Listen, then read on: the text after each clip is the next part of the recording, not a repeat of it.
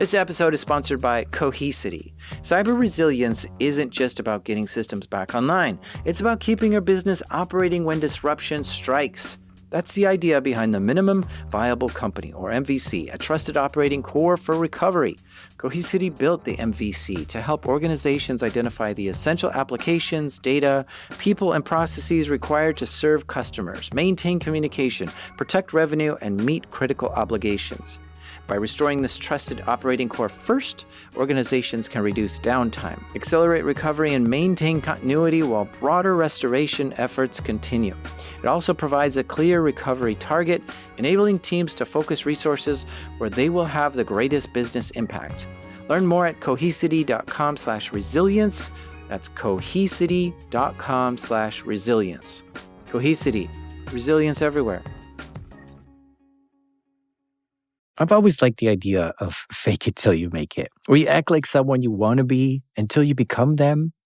This sometimes comes with imposter syndrome, but I think the antidote to that is just more experience. But how do you go from being a total beginner to confidently doing something? I often turn to the bookstore to help me there. But you know a book that's always bothered me? It's those for dummies books, like the C Programming for Dummies or the Complete Idiot's Guide. Even if I don't have a clue where to start, I would never buy one of those books because I don't consider myself a dummy or an idiot. Because I want to fake it till I make it, and I don't want to fake being a dummy. I want to be a great programmer. So a dummy's guide to programming is not the direction I want to be going. I think what those books fail to do is they seem to target who you are now, not what you want to become. And that was their failure, at least for me. I've bought tons of how-to books, but I will never buy one of those books. To me, the key to success is in the aspiration. I would instantly buy books that were titled, How to Be an Amazing C Programmer, because that is what I want to become. And the book could contain the exact same words as the other book that's C Programming for Dummies, but it would have an entirely different impact on me. Every time I saw the title, I'd feel like I'm becoming more and more like the person I want to be, an amazing programmer. And that would give me that false sense of greatness, which is exactly what it's like to fake it till you make it. Because it's not about who you are today. It's about who you aspire to be tomorrow. It's about embracing the journey of transformation and allowing your actions to shape your destiny. So go ahead and fake it. You can lie to yourself if you want, because sometimes the greatest lies are the ones that propel us towards our truest selves. These are true stories from the dark side of the internet. I'm Jack Rhysider. This is Darknet Diaries.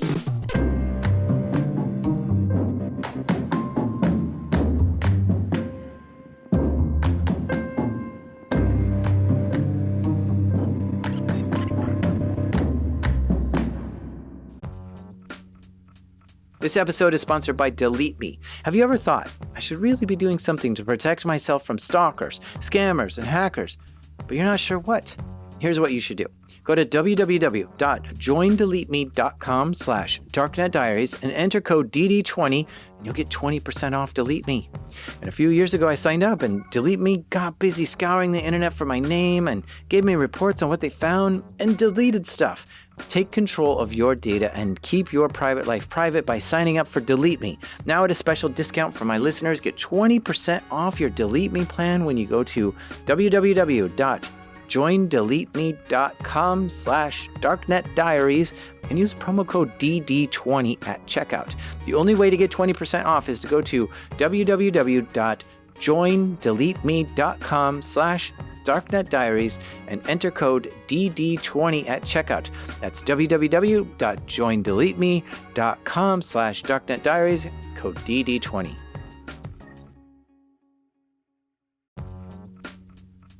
This episode is brought to you by Black Hills Information Security, trusted by the cybersecurity community for nearly 20 years. Need a pen test or 24/7 monitoring from their active SOC team? Or maybe you're ready for continuous pen testing to keep your systems battle ready. Black Hills InfoSec can take care of it all. And if you want to learn how they do it, check out Anti-Siphon Training. It's built for people who really want to hone their skills, from SOC analyst tools and methodologies to setting traps and running deception operations. AI is changing cybersecurity right now. Defenders use it, attackers use it, and that's why Anti-Siphon Training is hosting their free AI Security Summit on August 14th. Join experienced practitioners as they share practical lessons, real-world experiences, and insights into how AI is changing cybersecurity. And because you're one of my listeners, they've got a little something extra waiting for you at blackhillsinfosec.com/darknet. The website you need to go to is blackhillsinfosec.com/darknet. Today, I'm talking with Andrew. Yeah, I'm Andrew Beatty. Andrew has a really unique job that I can't wait to ask him about. But first, we should learn about how he got there. So I started on Facebook when it was still EDU based, and then I was one of the first 50 beta advertisers on Twitter and learning to kind of misuse their system. Misuse their system. These systems are huge and complex. Algorithms, likes, follows, and a whole ad network. He wondered if he could manipulate any of that to his benefit. Same thing with YouTube. I used to be able to break anything into the front page of YouTube. And I guess I quickly became the guy that you would go to if you wanted to sort of like gray hat, black hat some stuff. Gray hat and black hat and white hat, let's talk about that. That's going to come up a lot in this episode. And we'll start with white hat. White hat is doing something that's 100% legal and safe, such as hacking your own computer. Nobody is going to come arrest you for that. Black hat is doing something that's illegal, such as hacking your ex's lawyer to see what they're plotting against you. Gray hat is somewhere in between. Maybe it's technically not legal, but you're hacking into something only for research, but not to cause harm. But these terms also apply to marketers. Someone who follows the rules, such as paying for ads the normal way, that's a white hat marketer. But someone who uses bots, for instance, to artificially create a bunch of 5-star reviews for something, that would be a black hat marketer, in my opinion, because they are lying and cheating with their so-called marketing and run the risk of being thrown off the very platform that they're trying to grow on. At least, this is what I think these terms mean going into this episode, but my definitions might change as we go further. So, in my opinion, Andrew was a black hat marketer. He was trying to promote certain products or people by tricking people or systems to artificially inflate something's popularity. My favorite thing at the time was like jacking. It was a weird time period because it was before fan pages. So initially when Facebook first launched, you could only friend request somebody and there was a 5,000 person limit. And what you used to do is you would hide the friend request button, or when fan pages launched, the fan, follow button, but you would hide it in the pixels. I don't know if you've come across that. Yeah, I have. People who want to become popular on social media might do it, like an up-and-coming band who wants as many likes and follows as possible. If others think you're good, then you're probably good. And so you might show up in more people's feeds because of that too. And Facebook made it so you could add a like button anywhere you wanted, like on your own webpage or blog. But if you were sneaky, you could trick people to clicking on that like button when they didn't know they were clicking it. And that's what clickjacking is, or like jacking. In our case, we ended up using it a lot on video or photo sharing websites. So when people were clicking like next or going through video or photo carousels, every time they were clicking, we sort of trained our users to double click. And we started buying these websites that were high volume websites. And then eventually we started doing web development for other sites and then putting these in there. And what would happen was our hypothesis was that people did not log out of their Facebook. It's cached in their browser. So what we would do is just hide that pixel inside of other websites. And so we could drive millions of fans to things. Man, how clever. They bought a popular video and photo sharing site, and as the users clicked next or play, it wasn't the next button, it was the Facebook like button. And the users had to click twice because the first one was just liking the photo, and then the second one was going to the next photo. And so what Andrew would do is he'd advertise that he can get your Facebook page 5,000 followers and thousands of likes, and people would buy his service to promote their bands. And he'd artificially grow someone's Facebook account. And so that's kind of where we started a lot. Another thing we did in the early days was a kind of an ad arbitrage. at the time, for example, when you charge an advertiser, they cared about time on site and sort of CPMs, but they didn't care that much about the actual click through or engagement with the ads. They just weren't aware. I know that seems obvious now, but back in the 2000s, like no one really knew that those are metrics to look at, like traditional advertisers. So what we would do is we had these high traffic volume websites, and we would, for example, have a $5 CPM, let's say. But we could buy traffic for like $1. And so we would blend enough garbage traffic in that we didn't really ruin our overall sort of time on site or user stats, but we would be able to sort of print money. Oh, so he'd sell ads on his website, but then pay fake visitors to click it, making it look like a lot of people clicked that ad, and then he would just collect the money for it. But really, it was just paid traffic? Huh. And another one that we did that was really interesting at the time was around YouTube. So we figured out that you could basically, there were these pop under ads back then, and you could, most people recognize them from the sort of like penis enlargement ads and things like that. You click out of a website and there'd be like the annoying little open browser underneath it. We would load it with YouTube videos on mute, and we were able to rack up, hundreds of thousands of plays to a YouTube video quickly. And if we could get 300,000 to 400,000 views quietly in the background, we could basically break into the algorithm on the front page. And back then, people would go to the front page of YouTube to see what was trending. So we would be able to break a bunch of different content pieces onto the front page of YouTube. And at that point, they had to sink or swim. You basically had to have good content that people liked or not. But like pretty quickly, it was evident. You either went viral or you were trash and you were removed quite quickly. So we could get you there, but the question was whether or not you'd stick.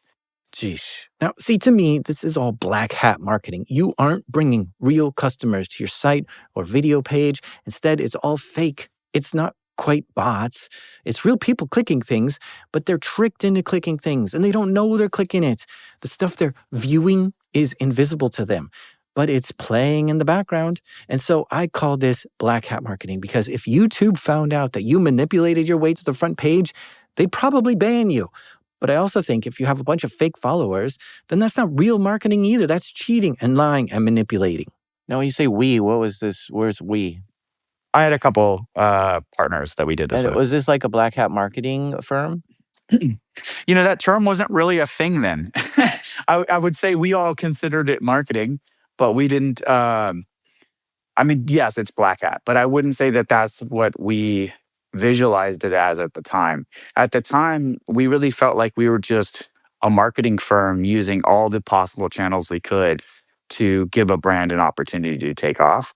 Like what I got known for at the time was, we launched an artist on Facebook, and he had no label, no major label, like nothing. Like, he was found at a bonfire in Nantucket.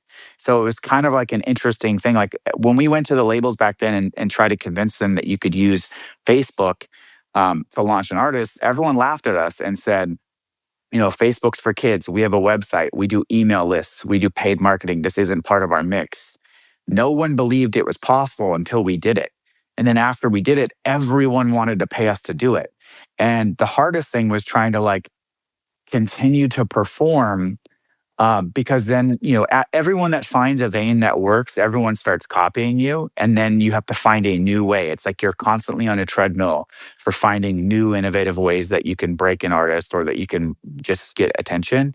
And I think from our view, that's the art of marketing. I think for a lot of us, it doesn't feel like black hat because we're just using a technique or a tool that might only last for 2 months or 3 months until we have to find something else. And we all safeguard it. When we learn something, we don't tell people. So like when we learned about like jacking, which was the hypothesis we had, we definitely didn't tell anybody because we didn't want anyone copying us. We didn't want people to know how we could drive 1 million fans to something. And they were all real fans.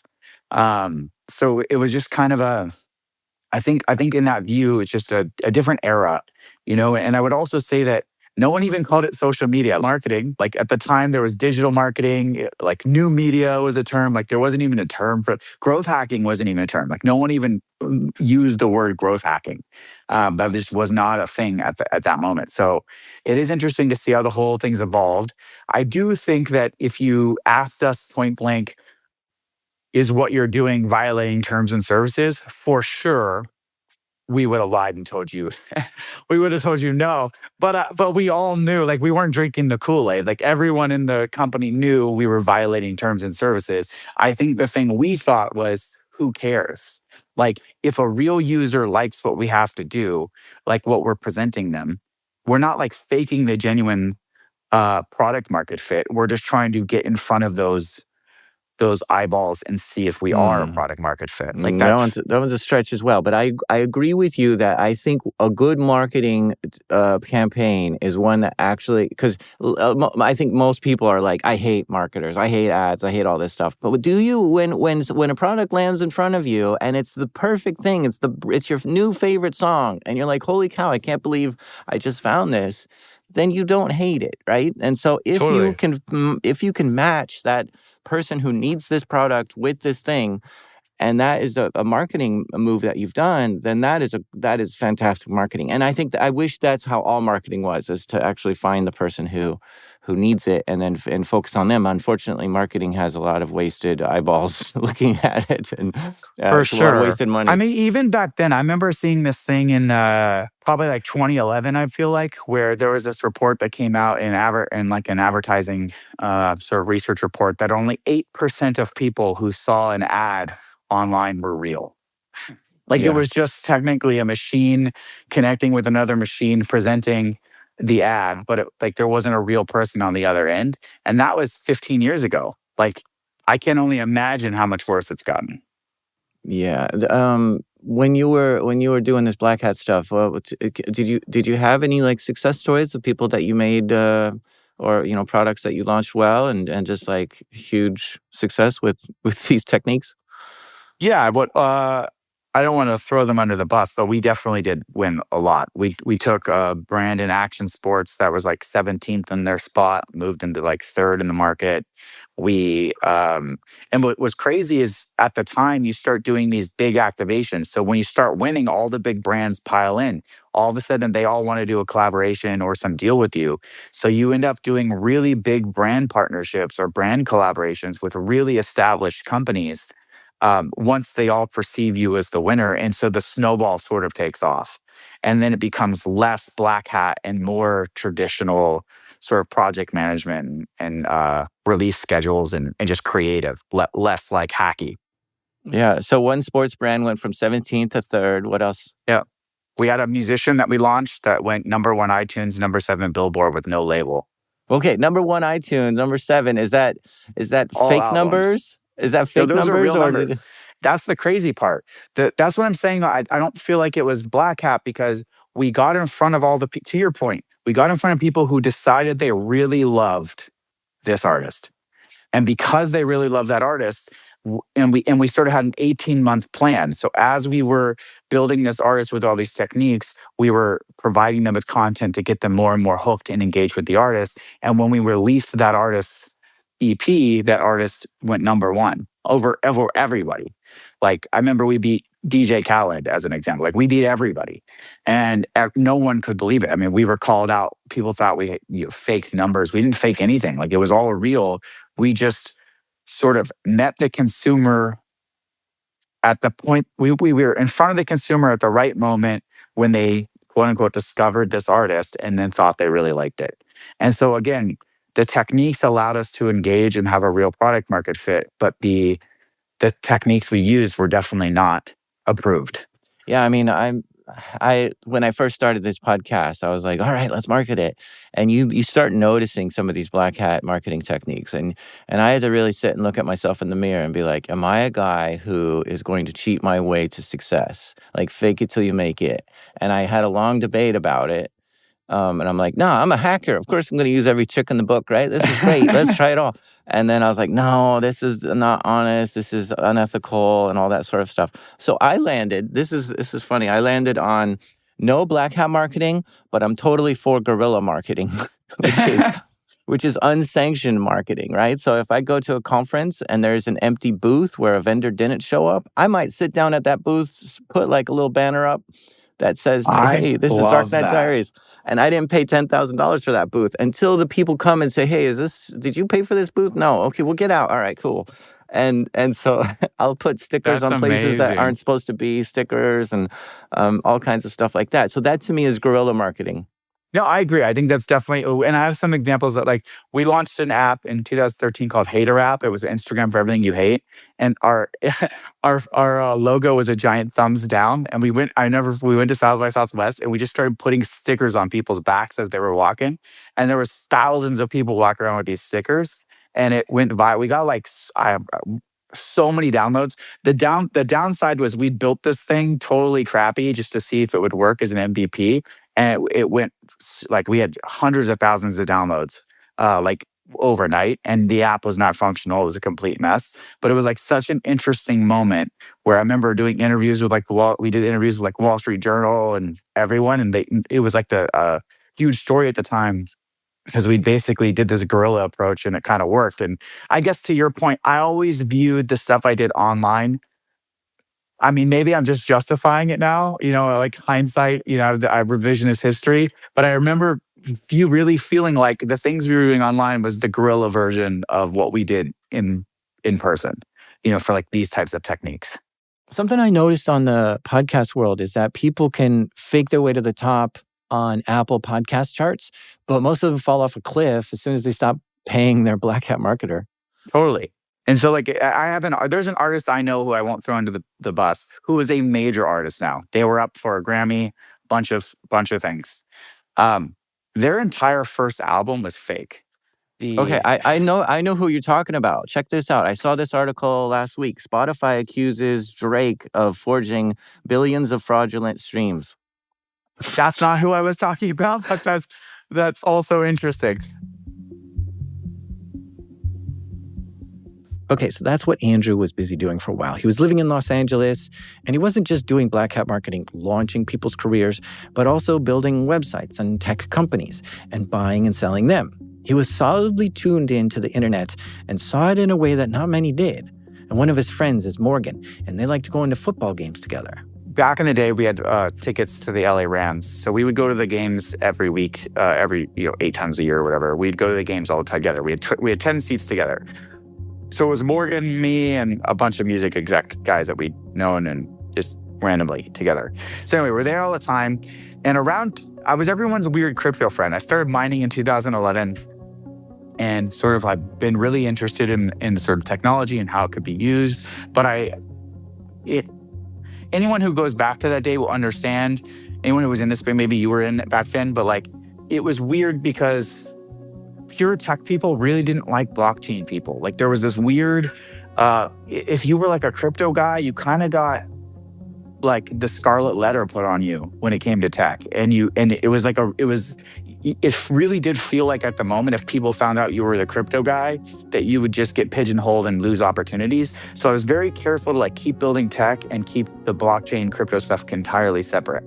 And in around 2017, that sort of whole world merged together. All of a sudden, people in suits started showing up to crypto events. And like next thing you know, bankers are around and everyone's talking about how it can be used for enterprise. And it really felt like the industry collided. And the music people came to us and said, hey, could you use blockchain to track the number of times songs are played? And the reason is, until today even, the streaming services give the labels a CSV that says Snoop Dogg, 100 million plays. There's no receipts behind that. It's literally just a cell, like artist name and the next cell over number of plays for the month. Like there's no receipts for usage. Usage is the number one driver to how much money you should be making every month. So it's really weird there's no receipts there. So the way that it typically worked when streaming took off, the music industry just adopted what they'd always done for physical, and that was always an audit period after 3 years. So every 3 years, they go and audit the partner. They To do a usage audit, though, a forensic audit, not where I'm tracking the contract, not where I'm tracking revenue coming in, but how many times a song was actually played, that could take them up to 2 years to complete. So you're talking about 5 years later, figuring out that 5 years ago, you should have been paid $1 million more for this artist and $2 million for that artist, and that adds up to a lot. But all that money's been paid out. So you don't have this ability to sort of recapture that money from the streaming services because it's gone. So they came to us and said, we believe blockchain could be a solution. You're our weird crypto friend that also understands music, and we trust your whole team here. Morgan, my co-founder, had been a lobbyist on behalf of a lot of the majors for copyright protection, extending copyright law. And Poria was a really gifted machine learning AI engineer. But at the time, we were doing a lot of crypto stuff together. And so they said, we believe your team could solve this. Will you build a real-time tracking tool? The question we were trying to answer at the time was, how many times is every song actually played? Because you can't rely on the CSVs to just that they hand over. They're always wrong. What we learned from the offline audits where they pulled the usage logs in like 50 different audits was on an average anywhere between 20 and 31% discrepancy, always undercounted. So imagine you're perpetually being paid 20 to 30% less than you thought you should have. That is where we started, and we built one of the fastest blockchains in the world at the time. We did 10 million transactions per second per region in a private permission chain. We have over 40 patents in 7 countries filed, probably 30-something issued. And we built this technology. And when we went live is when we accidentally discovered fraud. This discovery would ultimately make him abandon this very blockchain company that he just built and take his life in a whole new direction. We're going to take a quick ad break here, but stay with us because you'll never believe the fraud he discovered.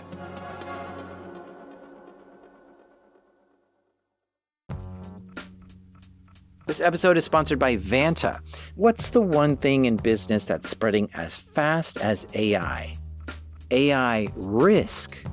Every new tool your team signs up for, every vendor that turns on AI features, every new integration, each one is an opportunity for something to go wrong. And most security programs weren't built for AI's pace of growth. Enter Vanta. Vanta is helping companies like yours watch for the risks that show up between audits, across your vendors, your AI tools, and your whole environment. How? The Vanta agent works like a 24/7 GRC engineer in the background, finding issues, drafting fixes for you, and cutting vendor assessment time by up to 50%. Whether you're a fast-growing startup or a global enterprise, Vanta is here to help you automate your security and compliance and earn and prove trust. Get started today at vanta.com/darknet. That's spelled VANTA. Vanta.com/darknet. So Andrew and his co-founders Morgan and Poria built a tool to track how many times a song is played.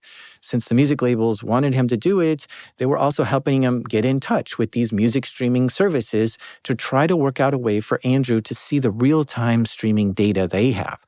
So they made deals with these streaming platforms that they were able to see the play counts for the few music labels that they were dealing with. And their goal was simply to count the plays and make sure the artist got paid for what was played. But little did they know, counting plays was not accurate at all.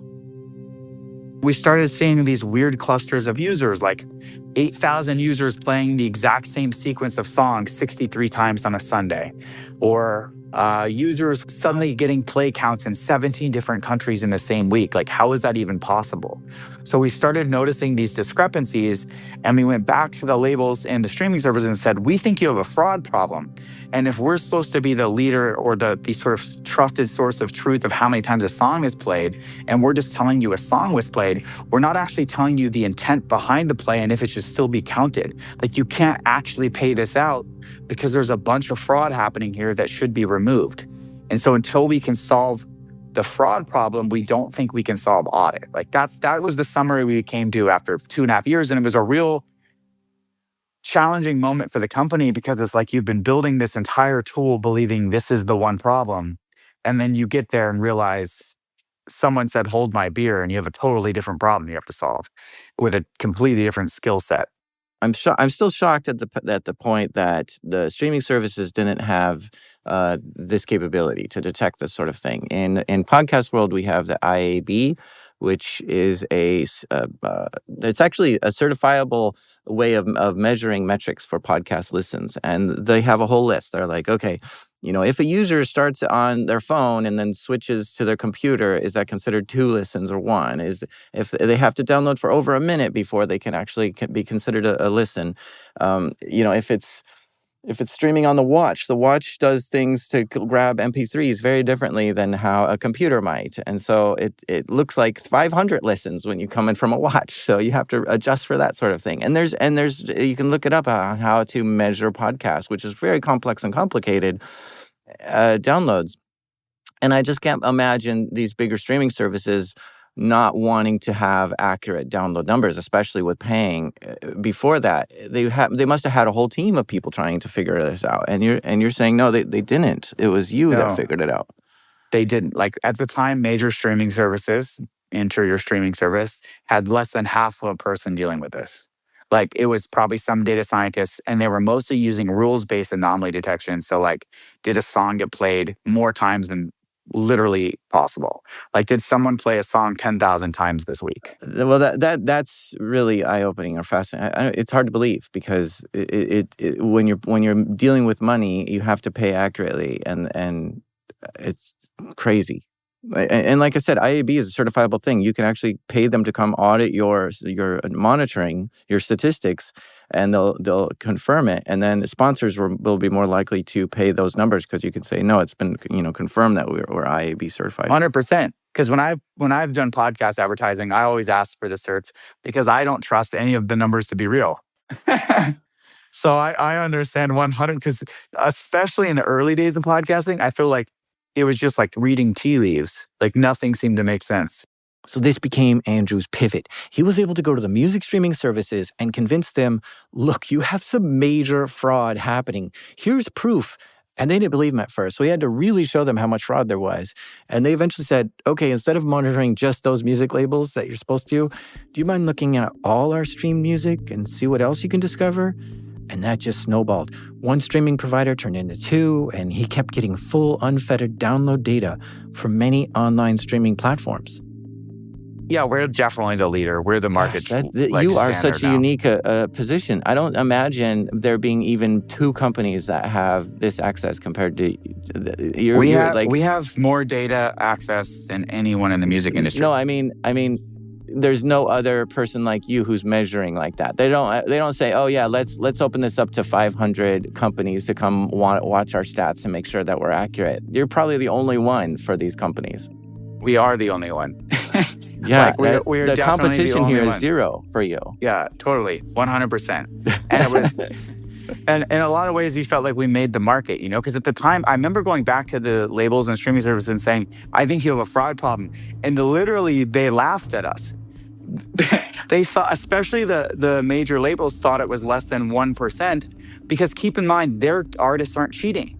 So what they see is only their data, and they're like, there's no anomalies here. But to them, it just looked like the independent market was growing. I would actually argue that most of the independent music growth has been from fraud, not from true independent market share increasing. Okay. Yeah, you gave me a taste of a few of these things that you were noticing, right? People playing things that are humanly impossible to play that much, and a group of people playing in different regions all at the same time.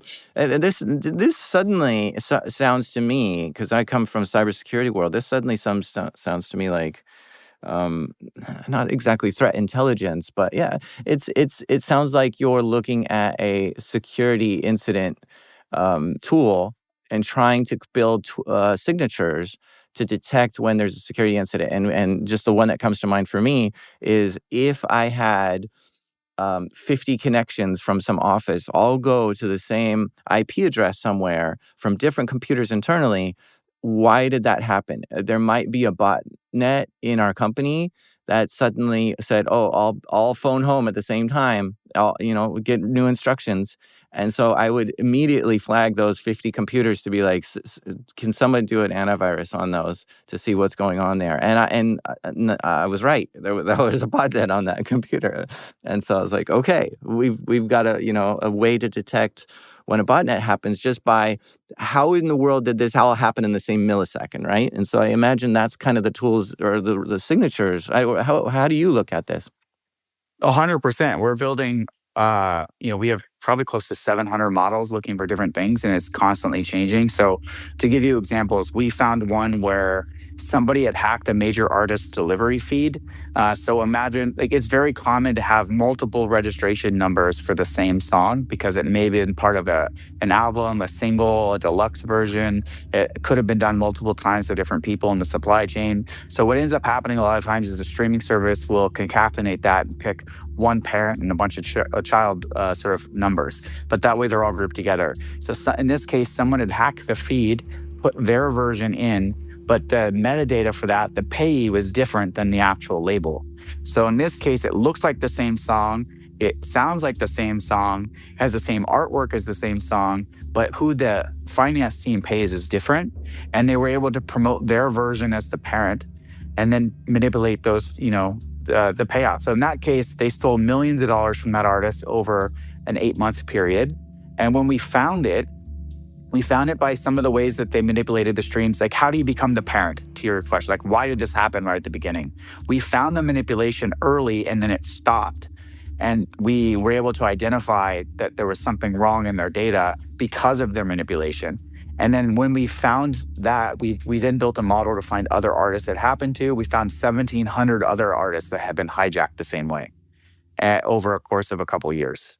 And so, again, like they're constantly being creative. Another one we found like a little over a year and a half ago was a device we'd never seen. So why all of a sudden is this very specific device running up a bunch of streams? Like, we would normally see what, for example, the Android system you're on, like what the operating system, what the device is, et cetera. This is a device we'd never seen. And it turned out it was owned by the Department of Corrections. And someone had hacked the prison system and turned all the prison tablets into a streaming farm. Wow. Tell me more about that. How did that happen? I don't know how they hacked it, but the net effect was that they had turned, I think it was like 400,000 devices into a streaming farm where they were manipulating streams from streaming players. And so I guess I didn't even know, to be honest, that prisoners had devices. But in a lot of states, you sort of pay, I think by the minute or whatever, you pay for these devices. And there's a handful of applications that are approved. It turns out most of them are run or / owned by a private equity company or a couple private equity companies. And someone had just simply hacked the devices. And we're able to use them all in sort of a bot network that we hadn't expected at the time. And how'd you spot that? Because the device type was something new and different.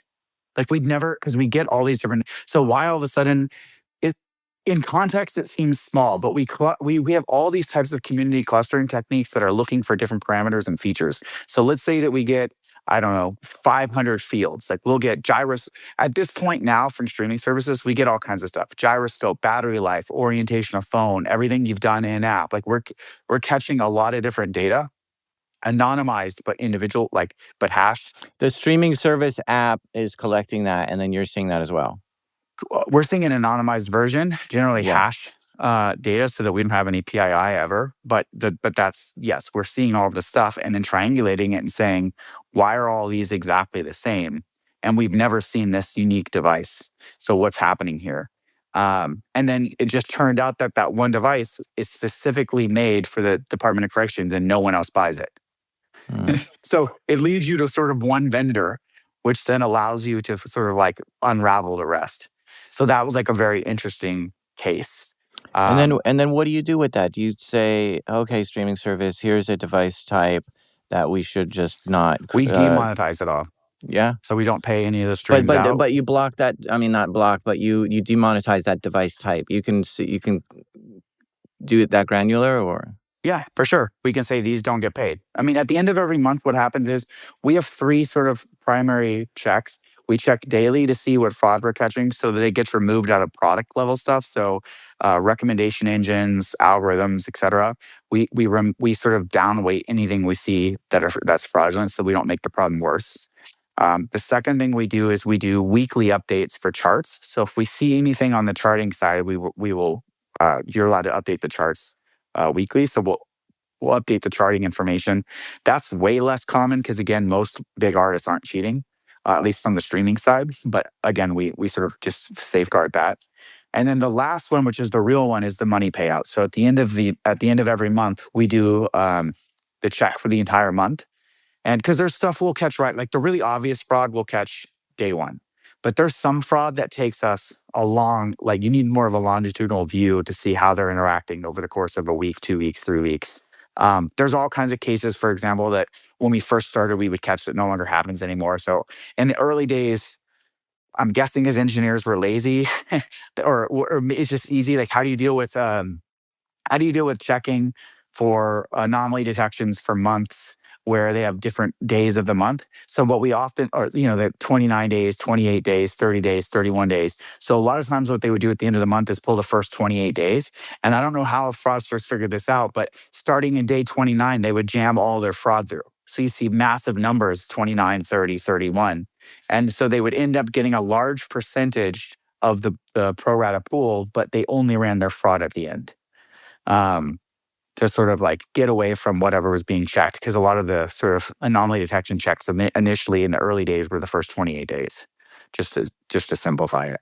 So again, we would find all these weird sort of techniques that they would use, and we would shut them down or demonetize them. In some cases, the streaming services, when we return the data back, they take action. So sometimes the streaming service will decide to completely remove all the content and just say, this is all fraudulent.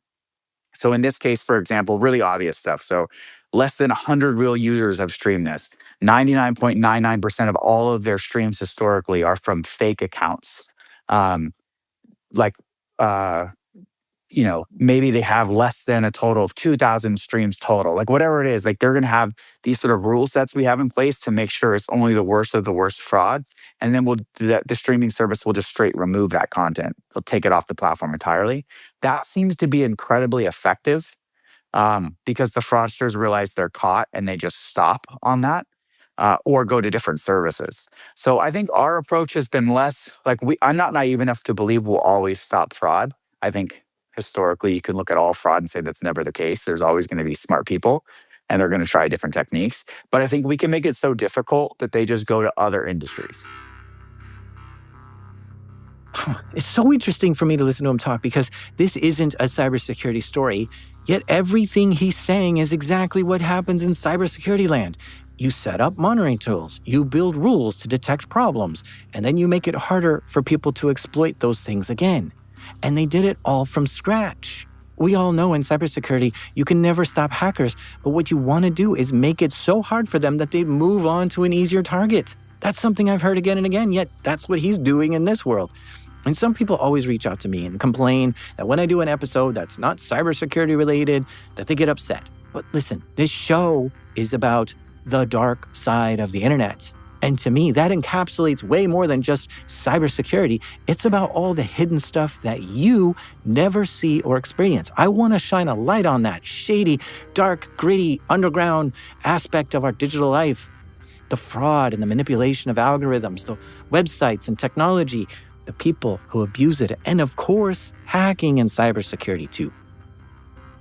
I was trying to find a link I had a long time ago.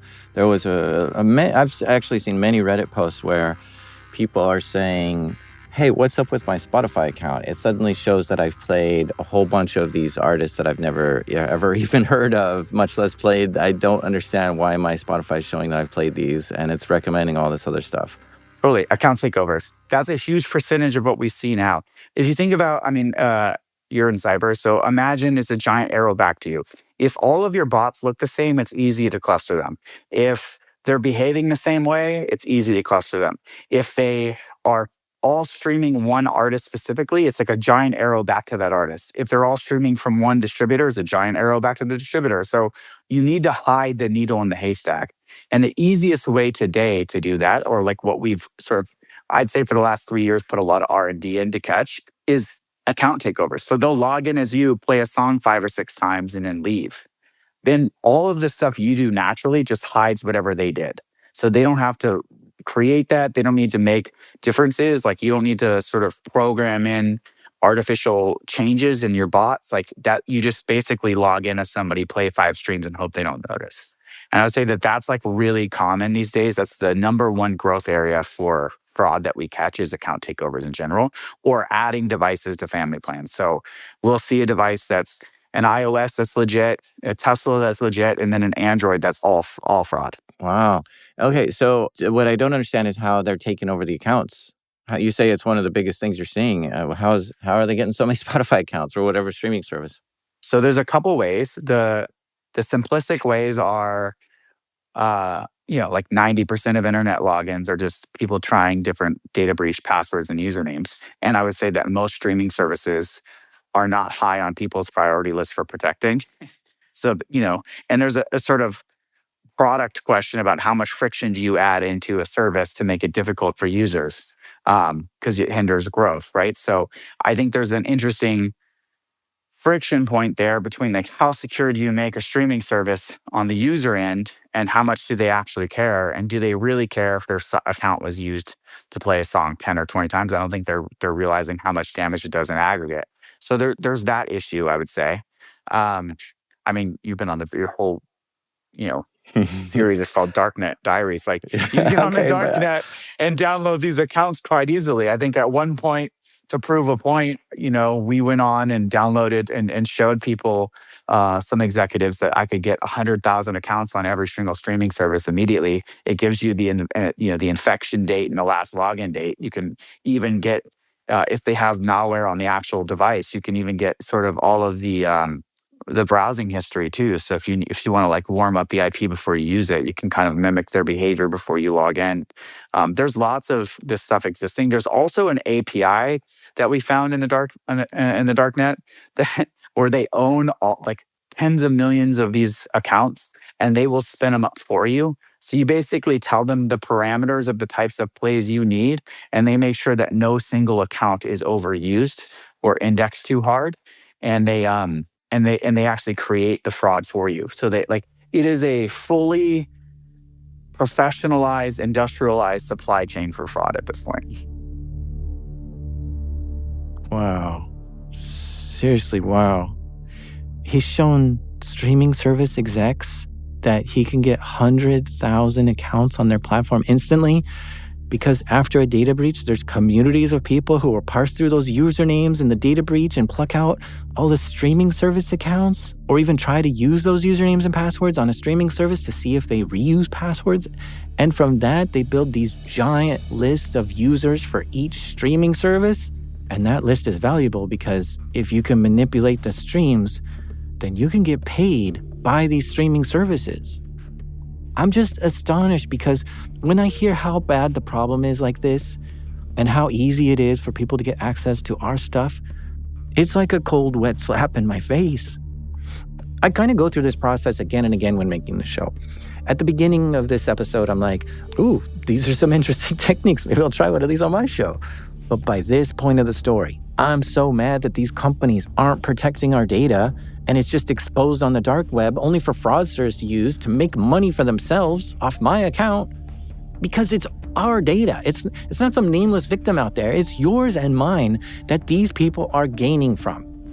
And I've done this show long enough to know that there is no way from keeping our data from getting leaked, which makes me blackpilled, right? I'm like, okay, I'm giving up. Oh, well, my data's out there. I might as well just assume I have no privacy anymore because it's out there like all over the place. And I just totally give up protecting myself. But I don't like feeling hopeless. I'm not someone who gives up forever. I'm an optimist. I'm a fighter. And I don't mind hard work. So then I get this surge of ideas, and it makes me white-pilled. Because then I realize, wait a minute, who's the ding-dong who told them my address and gave them my password and username and telephone number and all that stuff? I am. Hell no. No more am I telling these companies my real name or phone number. I am not going to reuse passwords or even reuse email addresses anymore. It's a war out there, and I've got to take care of my own data since no one else will. Okay, anyway. The name of the company that Andrew co-founded was called BeatDAP in order to analyze music streams to detect fraud. And he abandoned the original idea of using the blockchain to help these labels get paid properly. And he focuses on this now, pretty much entirely working for streaming services now. Yeah, well, I guess what I'm wondering is you almost need a black hat person who knows that the cheating industry, who's been there, to actually sit down and look for things you haven't found yet, right? To find new signatures. Totally agree. I think I'm that guy, probably. Yeah. Yeah, like, the music industry will often say, I'm their hacker now. Like I've switched sides. And I think the side switching is mostly industries. I would say for me, the difference is that users no longer have to actually engage with the content for that artist to get paid. What I did back in the day, I really believe was in service of the artist. If the artist is good, the people will listen, consume, and adopt it. If the artist is not, they will let you know right away that it's trash. And I think that has changed in a sense that you can be a trash artist that manipulates lots of streams and gets paid without actually being good or having real users or being able to sell 10 tickets to an event. So I just think I push they're back now because stealing from other artists. Yeah, so you're saying it's now a more of a financially driven thing and not so much a let's try to market this person and get them to break out. But I push back at you because you did that ad arbitrage where you're like, hey, we could print money by charging this much CPM and then actually just paying for somebody to come here. So you were financially driven in some aspects as well. It wasn't always, oh, let's just market someone. I regret that, and thank God that the statute of limitations has passed, because it was definitely not my proudest moment, for sure. What I didn't realize is that musicians don't get paid per stream on these platforms. Instead, they get paid a percentage of what advertising revenue came in for that month, which means fraudsters are stealing money from real artists. Okay, so the way the music industry works is that there's one, I'm going to simplify this because it's a little more nuanced, but generally speaking, there's one pool of capital. Every month, a streaming service makes money from advertising revenue and subscription fees. Now, this money goes into one pot, and it's paid out every month based on play count. So if you're a artist and you did, let's say, 100,000 streams, and that streaming service did 1 million total streams that month, you get 10% of that pot. You get your percentage of streams for the whole entire streaming ecosystem you're in of the revenue. So it's a performance pro rata. What happens is you could release a song in November and do 1 million streams and get paid $3,000. And that's correct. You could release the same song and do 1 million streams in February and get paid, I don't know, $500. And that could also be correct. The reason the numbers could be different is that month, the advertising might be smaller because they'd spent, like, especially this February or January, they'd spent a bunch of money for Black Friday and holidays, and advertisers weren't spending as much in January, February. You could have less subscribers. You could also have a major release. So like say a Taylor Swift released a track or an album, and all of a sudden the majority of streams are going to Taylor Swift, then your pro rata goes down. So you could actually have wildly different amounts of money you make for the same general performance because it's a performance base relative to the entire industry. So if you do 1 to 10 streams, you get 10%. If you do 1 to 20 streams, you get 5%, and so on.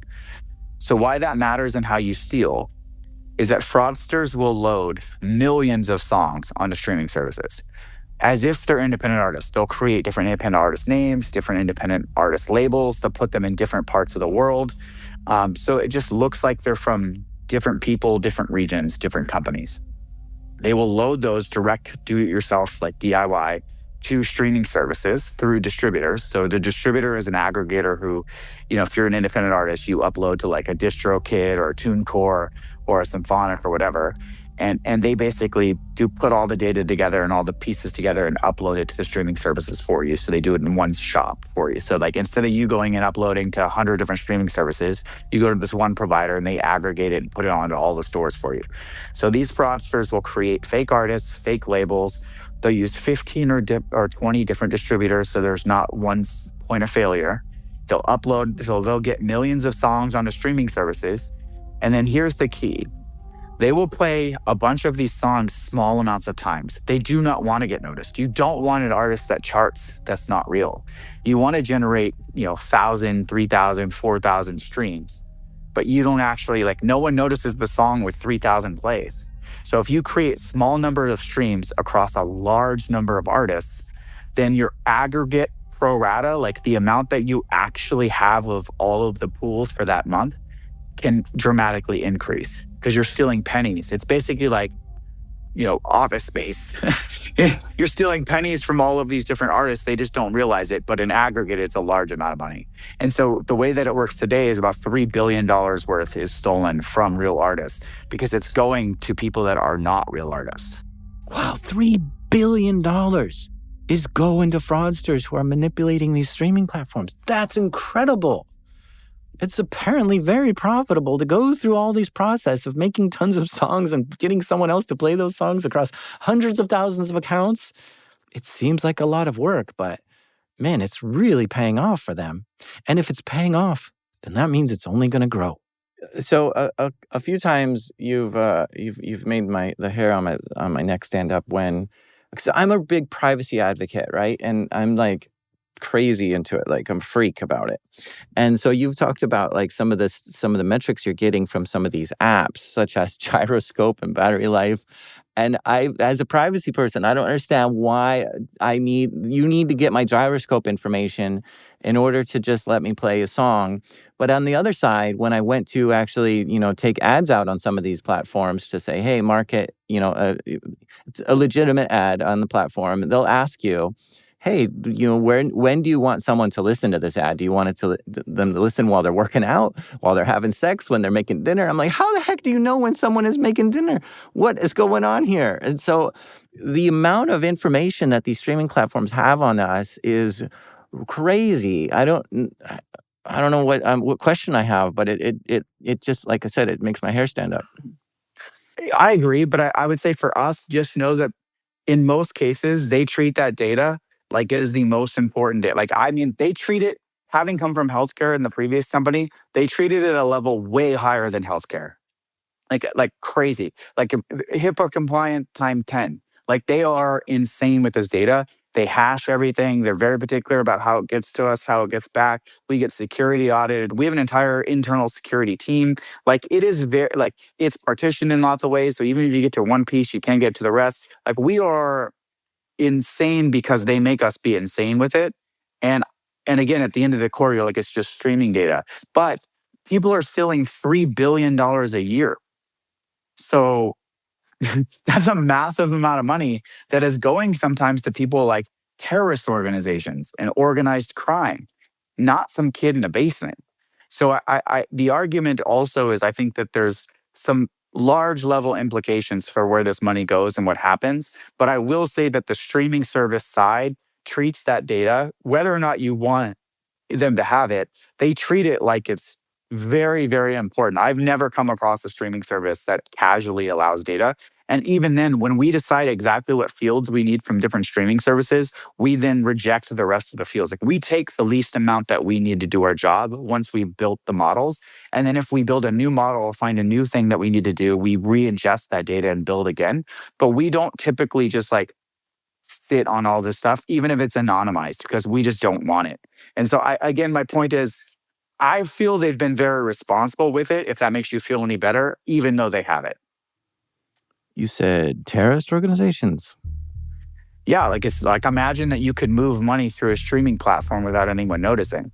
So what you do is you take dollars, you turn it into crypto at crypto ATMs, you pay the streaming farm operators in cryptocurrency to stream a certain amount of songs. Those songs are owned by different entities globally. So quite literally, you could move money from Colombia to Doha through the streaming service. It'll all be washed and clean through the streaming services themselves, directly funding terrorist activity. So, the artist that they're playing is an artist that they're controlling because they're getting paid. Because they're making fake artists. They're putting fake artist names up. They're taking music that's not theirs. So they might hack, for example, Dropbox accounts, and because you figure 1 out of every 100 songs typically an artist releases. So there's a huge back catalog of artist songs that have never actually been distributed. And when they're distributed is when they're fingerprinted. So a lot of these don't have fingerprints. So if you upload them and there's no fingerprint, the streaming service and the distributor feels that you are the rightful owner of that song because they've never seen it before. So now you can take old songs that have never been digitized, make them your own, and then manipulate the stream. So the first step is just getting the music. The second step is manipulating the stream so you get paid. If you're the terrorist organization and you build all this infrastructure, you might have literally, let's say, 30 different music label entities around the world, all using different distributors with, 100 quote unquote independent artists in each. And then you're going to just run small numbers of streams to those on 100 different streaming services and slowly get paid. But that money will be clean and end up from one location to another without you ever having to actually transport the cash. And you think that's, looking at those numbers, how much cash do you think that they're transporting? Hundreds of millions of dollars. Well, I was going to guess a percentage here, right? So if I have $100 million and I say I need to transfer this, 80% of it makes it? Oh, percentage-wise of the dollar? 40 to 50%. Yeah, because it's not very. See, they're losing a ton of money in the transfer then. But it's better than leaving it in cash. And honestly, that's what typically. How do you move this much cash? They're going to pay someone to wash their money regardless. Sometimes 20, 25%. They're going to pay a large amount of money anyway. Then they still need to move that money and sort of pay taxes on that money when it ends the other place. You end up losing a lot anyway. So your other approach is just to hide it somewhere or keep it as cash and find other fronts to move it through. It actually ends up that over the last 10 years, the music industry, as it was growing so fast, was a really opportunistic place to hide or wash money. Because no one was watching it. Now I think I've come full circle on you saying you were gray hat, because I was saying to myself, if you're breaking the terms of service, it's black hat. And now I'm like, wait a minute, if you're breaking the law, that's black hat. This is different than terms of service. Yeah, that's how I feel. I didn't break laws. I just definitely didn't agree that I wasn't allowed to do something. Yeah, and now it's getting crazy where hundreds of millions of dollars are being sent from who? Who's involved in this? Well, imagine any kind of illicit activity, you can move the money to your partners. You can send, how we potentially caught one, for example, is you'd see the exact same percentage. Let's say that you have 1 million users all playing music. I'm just going to use Colombia as an example. But the beneficial, if you think about who the artists are that's benefiting from those plays, it would be abnormal in one case, for example, where we saw, I'll give you, I don't remember the exact numbers, so I'm going to give you examples here. 12% always in a Hong Kong entity, and 30% in a Canadian entity, and 40% in a Middle Eastern entity, and maybe another 10% somewhere else. And so if all the numbers of streams are changing every month, but the beneficial owner percentage is exactly the same, it looks as if someone's moving money from one location to another location through these other entities. So the moving part is that they're paying bots or listens. Yeah, they're paying or a streaming streams. farm to create the streams, whether they're doing it through account takeovers or bots or whatever. But the end result is they've uploaded as owners under these different entities all of these fake artists that have songs on the streaming services. There's roughly 100 streaming services globally. So they're uploading it on all these streaming services, and they're telling these streaming farms to go play those songs across all the services. And then the person who owns that account is getting paid for their streams, and then the money is arriving to where they need to send it. Yeah, exactly. Because now the streaming service thinks, XYZ label in Hong Kong had X percentage of the total streams. We have to pay them out. So it gets paid to the distributor and paid to them. And they just get paid. This is one of those stories that I feel like the floor has dropped out in my head of like, oh yeah, I have a good understanding of how money laundering happens and how things get sent here and there and how you clean money. But then when you hear about stories like this, where oh yeah, they're using a streaming service to launder money and send it across the globe, suddenly my head's like, well, you could do that with buying and selling things on the Steam marketplace or Roblox Totally. accounts or any other marketplace that has money shifted here and there. And this isn't even like a straightforward like, here, I'm buying something from another user. This is, oh, they'll pay us for streams. If we can get the streams, then we can get paid. It's such a roundabout way of a convoluted way to launder money that it's blowing my mind. And it just makes me think that every single place that has money going in and out is probably getting hit with something like this. 100% agree. And I think the more convoluted, the better for them, because it's so much harder for the average person to understand how the money moves. Because I mean, even something like Twitter is you get paid for how much engagement you have, right? And so you could totally Oh yeah. Any be of these engagement-based activities, like especially in Web3, anything at the time, like a couple years ago, there was like this big push with treasury tokens. So you'd get paid every time people interacted with you on SocialFi platforms or any of these GameFi stuff. Like you could manipulate all of this stuff and then get the tokens and take it to market and sell it. It's crazy to me that there's a dark web API that has access to millions of online streaming accounts, and if you feed it money, you can get all your songs played a bunch. And I bet whoever runs that hates Andrew. I mean, I've had a couple of them do crazy stuff, like reaching out or say things. But I would say that generally, we were talking once. Our lawyer for the company is this guy named Jim Trusty. He was the former chief of organized crime for the DOJ. And he told me once that the good news is they don't typically shoot the border guards. It's kind of a gentleman's sport. So I would say that most of them just changed their tactics and changed the way they behave. I also think the industry's progressed. In the early days, there was some real trepidation or fear around like what happens because there's a handful of people that know what's going on here. And I would say now every single streaming service has a trust and safety department. Every single label has a fraud trust and safety person. So the industry has changed over the last 3 years in a way that I would say I feel less scared about. Like if you did something to me or my co-founders, like this is not going away at this point. The cat's out of the bag. But I would say there was a real moment in the early, 2021, 2022, where we were actually very concerned about like what happens. Yeah, I mean, especially if you've got cartels that are moving money in big ways, and you're like, okay, let's put a stop to these guys. I think I could see them being upset with you. I mean, that was my concern. But again, I think we sort of like whether or not it was naive at the time, it was more like, oh, well, they don't normally shoot the border guards. They just find a different way to move the money, you know? And do you ever point the feds to someone and be like, hey, these guys are breaking a lot of laws, like I don't know, the dark web API or cartels moving money, and be like, we've got to report this to someone more than just the streaming service. Yeah, in some cases, when we find things that are outside the data that is given to us in privacy, then sure we might tell people. But generally speaking, we report the results back to the streaming services, and then they determine and the distributors, for example, and the collection societies, right?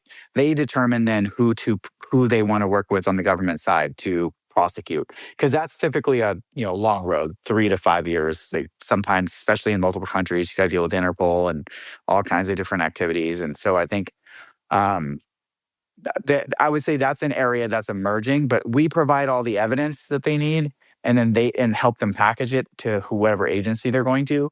But typically, they are the ones that are the ones actually determining whether or not they're going to pursue it. Okay.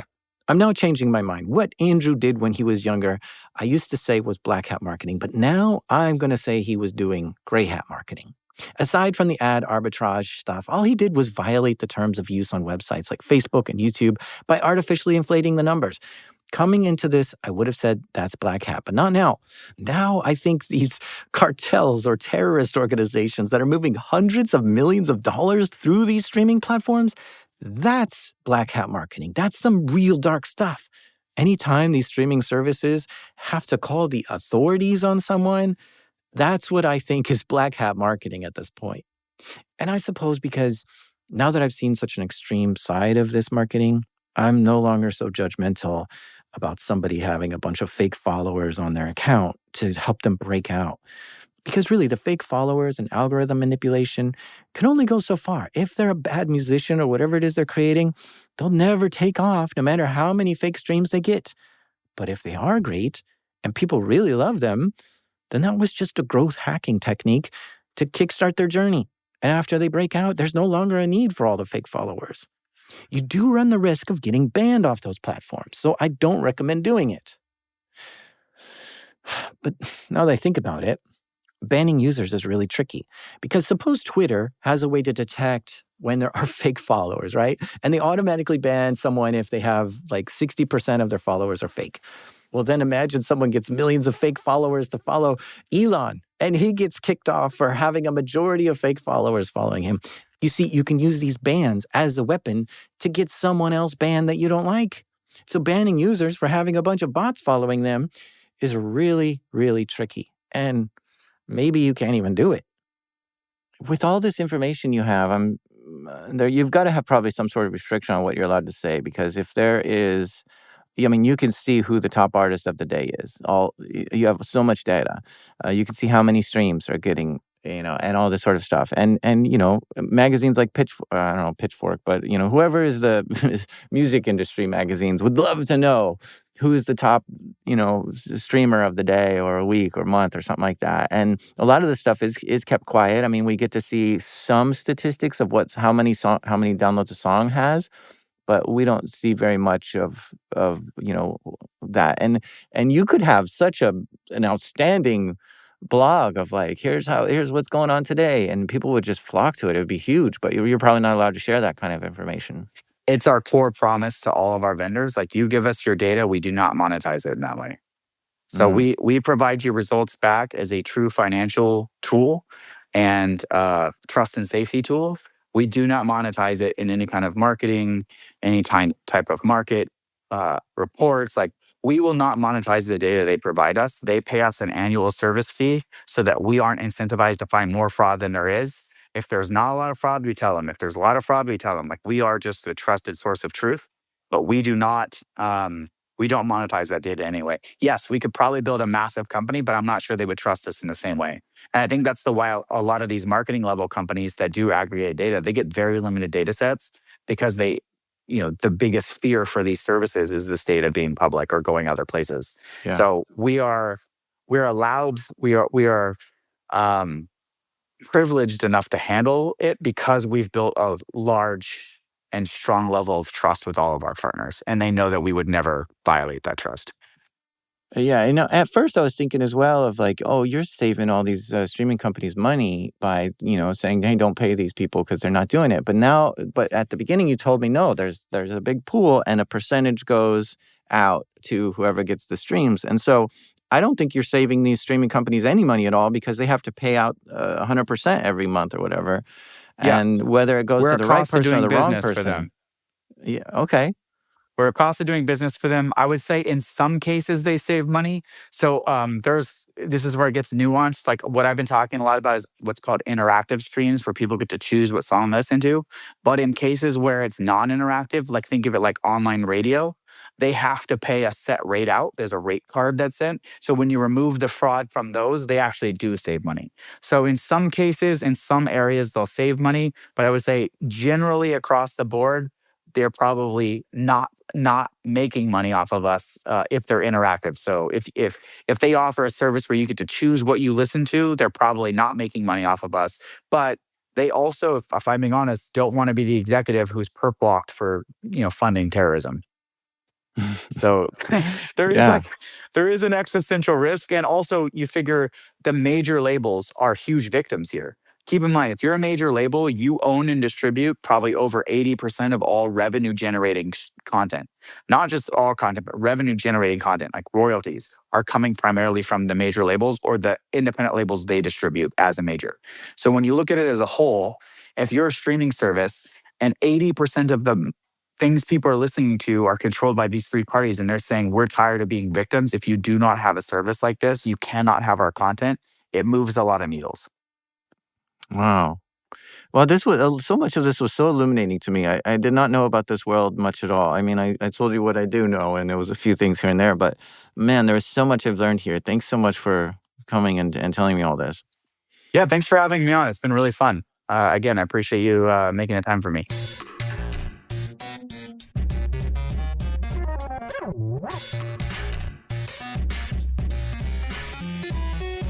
This show is created by me, the Hashed Brown, Jack Resider. Our editor is our friendly sysadmin, Tristan Ledger, mixing done by Proximity Sound, and our intro music is by the mysterious Breakmaster Cylinder. Well, I don't know about you, but the next time someone makes fun of me for the music I listen to, I have the perfect excuse. No, my account's been hijacked. It plays random stuff, I swear. I can't stand this band. You kidding me? This is Darknet Diaries.